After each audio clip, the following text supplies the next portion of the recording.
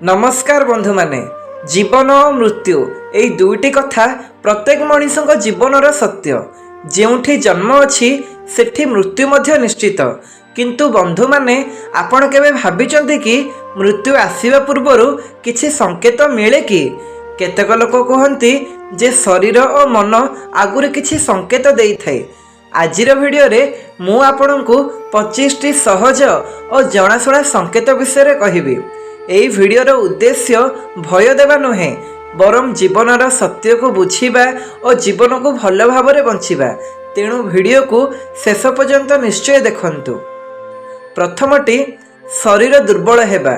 बंधु माने आमर शरीर हेउची आमर सबुठारु मुख्य जिनिस। आमे जे पर्यंत शक्तिशाली अछु से पर्यंत सबु काम सहज लगे, किंतु केतक समय रे धीरे धीरे शरीर दुर्बल लागिबा आरंभ करे।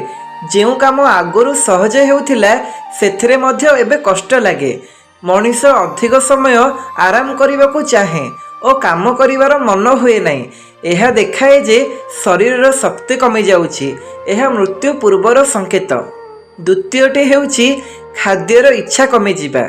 बंधु माने खाद्य आमको शक्ति देई थाए, किंतु केतक समय रे मनीषर भोक धीरे धीरे कमी जाए। से खाद्य देखिले मध्य खाइबा को इच्छा करे नहीं। आगुरु पसंद थिबा खाद्य मध्य भल लगे नहीं। धीरे धीरे खाइबा कमी जाए, जहा द्वारा शरीर दुर्बल हो जाए। यह मृत्यु पूर्वर संकेत। तृतीयटी होची अधिक निद आसीबा। बंधु माने निद आमर शरीर पाई दरकार, किंतु केतक समय रे मनीष सबुबेले शोइबा को चाहे। से दिन में बहुत समय शोई रुहे और जागिले मध्य थका लगे। यह देखाए जे शरीर धीरे धीरे शक्ति हराउछि। यह मृत्यु पूर्वर संकेत। चतुर्थ नंबरटी होछि कथा कम करिबा। बंधु माने आमे साधारणतः कथा कहबाको पसंद करू, किंतु केतक समय रे मनीष धीरे धीरे कम कथा करि देई थाए। से शांत हो जाए और अधिक कथा कहबाको इच्छा करे नहीं। यह देखाए जे मन शांत हेउछि। यह मृत्यु पूर्वर संकेत। पंचमटी हेउछि एकाकी रहिबाको इच्छा। बंधु माने आमे साधारणतः लोकमानक सहित रहिबाको भल पाओ, किंतु केतक समय रे मनीष एका रहिबाको चाहे। से भीड़ ठारू दूरे रहिबाको चाहे और शांत जगार बसिबाको भल पाए। यह देखाए जे से भितरु शांत हेउछि। यह मृत्यु पूर्वर संकेत।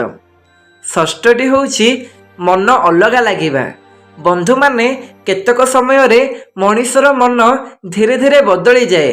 आगुरु जेउ कथा ताकू खुशी देउथिला सेथिरे आउ रुचि न थाए। से दुनियार कथारू दूरे रहिबाकू चाहे और निज भितरे रहिबाकू भल पाए। यह देखाए जे मन धीरे धीरे शांत और अलगा हेउछि। यह मृत्यु पूर्वर संकेत। सप्तमटी हेउछि श्वास धीरे हबा। बंधु माने आमर श्वास हेउछि जीवनर सबुठारु जरूरी अंश। आमे जे पर्यंत श्वास नेउछु से पर्यंत आमे बंचिचु, किंतु केतक समय रे श्वास नेबार गति बदली जाए। केबे धीरे केबे टिके तेज लागे। यह देखाए जे शरीरर भितरे परिवर्तन हेउछि। यह मृत्यु पूर्वर संकेत। अष्टमटी हेउछि आखिर आलोक कमी जिबा। बंधु माने आमर आखि आमर मनर अवस्था को देखाए। जेतेबेले आमे खुशी थाउ आखिरे चमक थाए, किंतु केतक समय रे आखिर से चमक कमी जाए। आखि निर्जीव और थका लगे। यह देखाए जे शरीरर शक्ति कमी जाउछि। यह मृत्यु पूर्वर संकेत। नवमटी हेउछि शरीर ठंडा हेबा। बंधु माने केतक समय रे शरीर रे परिवर्तन देखा जाए। विशेषकर हाथ और पाद ठंडा लगिबा आरंभ करे। मनीष निजे मध्य अनुभव करे जे शरीर पूर्व भली गरम नुहे। यह शरीरर साधारण परिवर्तन मध्यरु गोटे। यह मृत्यु पूर्वर संकेत। 10 नंबर हेउछि ध्यान कमी जिबा। बंधु माने आमे साधारणतः कथारे ध्यान देई पारू, किंतु केतक समय रे मनीषर ध्यान कमी जाए। केही कथा कहिले से ठीक भावरे बुझी पारे नहीं किंबा मन रखी पारे नहीं। यह देखाए जे मन धीरे धीरे शांत हेउछि। यह मृत्यु पूर्वर संकेत। 11 नंबर हेउछि स्मृति कमी जिबा। बंधु माने आमर स्मृति शक्ति आम दैनिक जीवन रे बहुत जरूरी। आमे किए କ'ଣ କରୁଛୁ, କାହା ସହିତ କଥା ହେଲା, ସବୁକିଛି ସ୍ମୃତି ଦ୍ୱାରା ମନେ ରହେ। କିନ୍ତୁ କେତେକ ସମୟରେ ମଣିଷ ଛୋଟ ଛୋଟ କଥା ଭୁଲିଯାଏ। ସେ ନିଜର କଥା ମଧ୍ୟ ମନେ ରଖିପାରେ ନାହିଁ ଏବଂ ଅନ୍ୟ କହିଥିବା କଥା ମଧ୍ୟ ଭୁଲିଯାଏ। ପରିବାର ଲୋକ ଧ୍ୟାନ ଦେଉଛନ୍ତି ଯେ ସେ ପୂର୍ବରୁ ଭଳି ସ୍ମରଣ ଶକ୍ତି ନାହିଁ। ଏହା ଦେଖାଏ ଯେ ମସ୍ତିଷ୍କ ଧୀରେ ଧୀରେ ଶକ୍ତି ହରାଉଛି। ଏହା ମୃତ୍ୟୁ ପୂର୍ବର ସଂକେତ। 12 ନମ୍ବରଟି ହେଉଛି ଚାଲିବା କଷ୍ଟ ଲାଗିବା। ବନ୍ଧୁମାନେ, ଆମେ ସାଧାରଣତଃ ସହଜରେ ଚାଲିପାରୁ, କିନ୍ତୁ କେତେକ ସମୟରେ ଚାଲିବା ମଧ୍ୟ କଷ୍ଟ ଲାଗିବା ଆରମ୍ଭ କରେ। ମଣିଷ ଟିକେ ଦୂର ଚାଲିଲେ ମଧ୍ୟ ଥକିଯାଏ। ସେ ଆସ୍ତେ ଆସ୍ତେ ଚାଲେ ଓ ବାରମ୍ବାର ବସିବାକୁ ଚାହେଁ। ଏହା ଦେଖାଏ ଯେ ଶରୀରର ଶକ୍ତି ଧୀରେ ଧୀରେ କମି ଯାଉଛି। ଏହା ମୃତ୍ୟୁ ପୂର୍ବର ସଂକେତ। 13 ନମ୍ବରଟି ହେଉଛି ମନରେ ଭୟ ଆସିବା। ବନ୍ଧୁମାନେ, କେତେକ ସମୟରେ ମଣିଷର ମନରେ ଅଜଣା ଭୟ ଆସିଯାଏ। ସେ ଭିତରୁ ଅଶାନ୍ତ ଲାଗେ। କାହିଁକି ଭୟ ଲାଗୁଛି ସେଥିକୁ ସେ ବୁଝିପାରେ ନାହିଁ। ସେ ଛୋଟ କଥାକୁ ମଧ୍ୟ ଭୟ କରିଦେଉଛି ଓ ନିଜକୁ ସୁରକ୍ଷିତ ଭାବି ପାରୁନାହିଁ। ପରିବାର ସହିତ ରହିଲେ ମଧ୍ୟ ମନ ଶାନ୍ତ ଲାଗେ ନାହିଁ। ଏହା ଦେଖାଏ ଯେ ମନ ଧୀରେ ଧୀରେ ବଦଳି ଯାଉଛି। ଏହା ମୃତ୍ୟୁ ପୂର୍ବର ସଂକେତ। 14 ନମ୍ବରଟି ହେଉଛି ଅଜଣା ସ୍ୱପ୍ନ ଦେଖିବା। ବନ୍ଧୁମାନେ, ଆମେ ସବୁବେଳେ ସ୍ୱପ୍ନ ଦେଖିଥାଉ, ଯାହା ସାଧାରଣ କଥା। କିନ୍ତୁ କେତେକ ସମୟରେ ମଣିଷ ଅଜଣା ଓ ଅଲଗା ପ୍ରକାରର ସ୍ୱପ୍ନ ଦେଖିବା ଆରମ୍ଭ କରେ। ସେ ସ୍ୱପ୍ନରେ ପୁରୁଣା ଘଟଣା କିମ୍ବା ଅଜଣା ଜିନିଷ ଦେଖିପାରେ। ଏହି ସ୍ୱପ୍ନ ତାଙ୍କୁ ଅଲଗା ଅନୁଭବ ଦେଇଥାଏ। ଏହା ଦେଖାଏ ଯେ ମନ ଓ ମସ୍ତିଷ୍କରେ ପରିବର୍ତ୍ତନ ହେଉଛି। ଏହା ମୃତ୍ୟୁ ପୂର୍ବର ସଂକେତ। 15 ନମ୍ବର ହେଉଛି ପୁରୁଣା କଥା ମନେ ପକାଇବା। ବନ୍ଧୁମାନେ, କେତେକ ସମୟରେ ମଣିଷ ପୁରୁଣା ସ୍ମୃତିକୁ ଅଧିକ ମନେ ପକାଇଥାଏ। ସେ ଆଗରୁ ଘଟିଥିବା କଥାକୁ ଚିନ୍ତା କରିବାକୁ ଲାଗେ। ସେ ତାଙ୍କ ଜୀବନର ପୁରୁଣା ଦିନ, ସାଙ୍ଗମାନେ, ପରିବାରର ଘଟଣାକୁ ମନେ ପକାଇଥାଏ। ଏହା ଦେଖାଏ ଯେ ମନ ଧୀରେ ଧୀରେ ଗତକାଲିକୁ ଫେରୁଛି। ଏହା ମୃତ୍ୟୁ ପୂର୍ବର ସଂକେତ। 16 ନମ୍ବର ପରିବାରକୁ ଅଧିକ ମନେ ପକାଇବା। ବନ୍ଧୁମାନେ, କେତେକ ସମୟରେ ମଣିଷ ପରିବାର ଲୋକଙ୍କୁ ଅଧିକ ମନେ ପକାଇଥାଏ। ସେ ତାଙ୍କ ସହିତ ଅଧିକ ସମୟ କଟାଇବାକୁ ଚାହେଁ। ସେ ନିଜର ପ୍ରିୟ ଲୋକଙ୍କ ସହିତ କଥା କହିବାକୁ ଓ ନିକଟରେ ରହିବାକୁ ଚାହେଁ। ଏହା ଦେଖାଏ ଯେ ମନ ଧୀରେ ଧୀରେ ସମ୍ପର୍କକୁ ଗୁରୁତ୍ୱ ଦେଉଛି।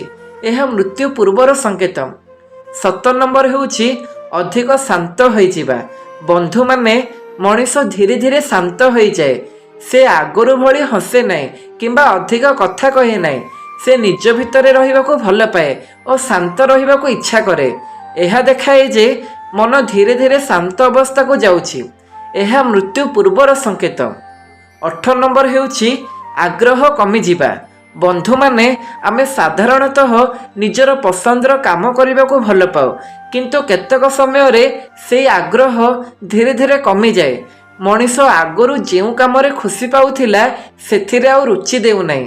ଏହା ଦେଖାଏ ଯେ ମନ ଧୀରେ ଧୀରେ ଅଲଗା ହେଉଛି। ଏହା ମୃତ୍ୟୁ ପୂର୍ବର ସଂକେତ।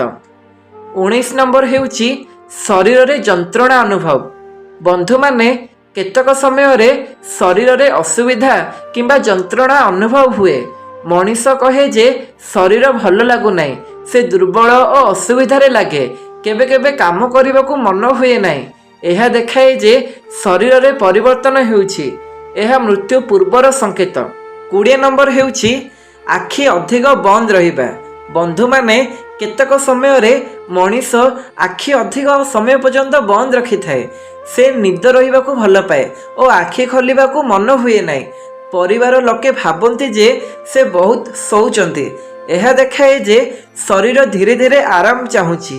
ଏହା ମୃତ୍ୟୁ ପୂର୍ବର ସଂକେତ। 21 ନମ୍ବର ହେଉଛି କଥାର ଶବ୍ଦ ଧୀରେ ହେବା। ବନ୍ଧୁମାନେ, ମଣିଷର କଥା କହିବାର ଶକ୍ତି ମଧ୍ୟ ଧୀରେ ଧୀରେ କମିଯାଏ।